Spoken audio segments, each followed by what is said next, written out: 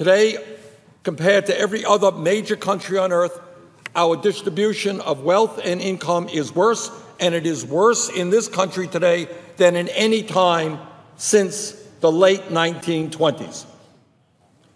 Mr. President, hard to believe, but true. Today, 99% of all new income goes to the top 1%. Since the Wall Street crash of 2008, 99% of all new income goes to the top 1%. What that means is all over this country, you have people working not one job, 2 jobs, 3 jobs, people working longer hours for lower wages. And yet 99% of all of the new income generated is going to the top 1%.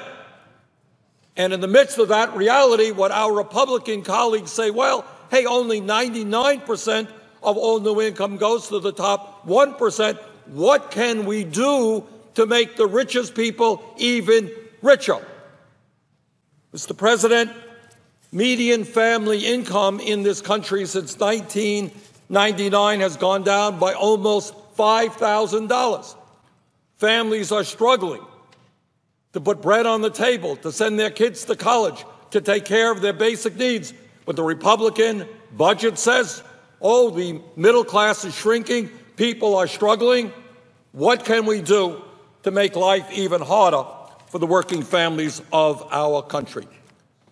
Mr. President, when we talk about unemployment in America, the official unemployment rate is 5.5%.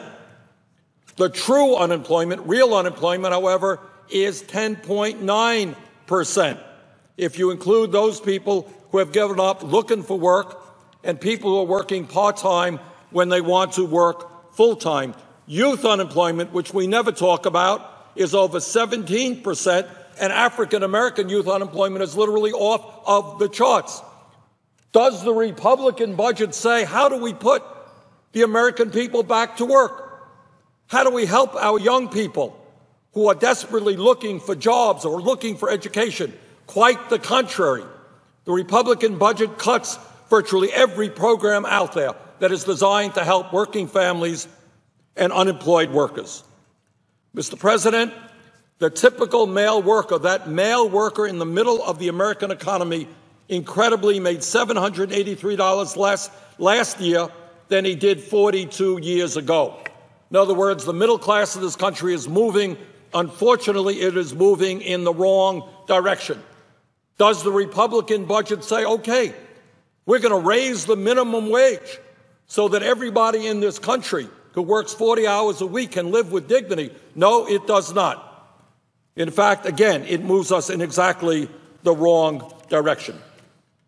Now, Mr. President, while unemployment is much too high, while median family income has gone down, when millions of people are working longer hours for lower wages, there is another phenomenon taking place in this country.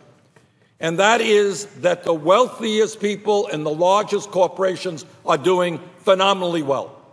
Not good, not pretty good, phenomenally well.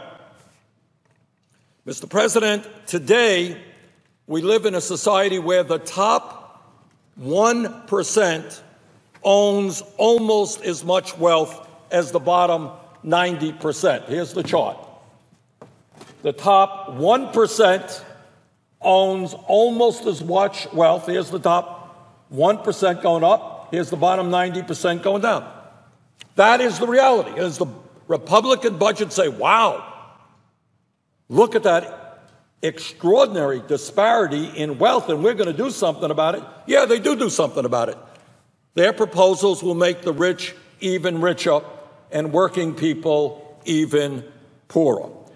Mr. President, not only we have a situation today where, as incredible as it may sound, the wealthiest 14 people in this country, the wealthiest 14, not 1,400, not 14,000, the wealthiest 14 people in this country in the last 2 years have seen their wealth increase by $157 billion. 14 people have seen their wealth increase by $157 billion. That is more wealth, that $157 billion, than the bottom 130 million Americans. And here's just a chart talking about Bill Gates, $12 billion, Warren Buffett, $19 billion, Larry Ellison, $11. This is just an increase in their wealth in a 2-year period. And you know what the Republican budget says to these guys? Hey, $157 billion increase in your wealth in 2 years? Not enough. We're going to give your families a very significant tax break by ending the estate tax.